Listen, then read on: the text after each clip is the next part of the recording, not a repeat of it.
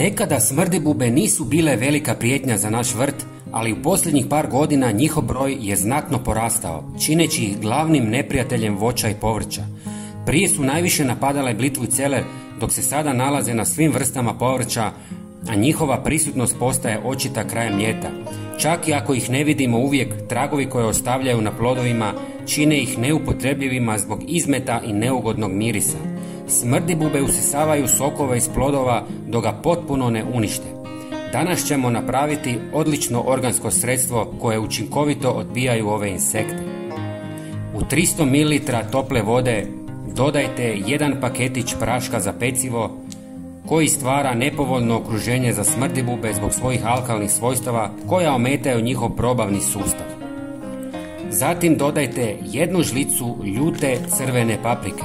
Sadrži kapsaicin koji stvara iritantan učinak na smrdibube, odvraćajući ih svojim ljutinom. Treći sastojak je pola žlice cimeta koji odbija smrdibube zbog svog intenzivnog mirisa koji je neugodan za insekte i odvraća ih od područja na kojem se nalaze.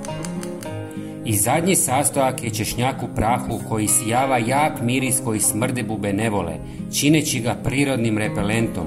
Ovaj miris djeluje kao odvraćajuće sredstvo, učinkovito držeći bube podalje.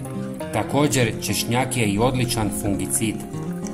Sve dobro promiješajte i ostavite u vodi par sati kako bi se dobro otopilo. Zatim procijedite kroz gazu i razrijedite sa 1 do 2 litre vode. Špricajte biljke svakih par dana.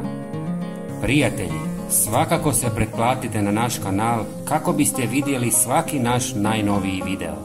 Hvala vam. Pozdrav!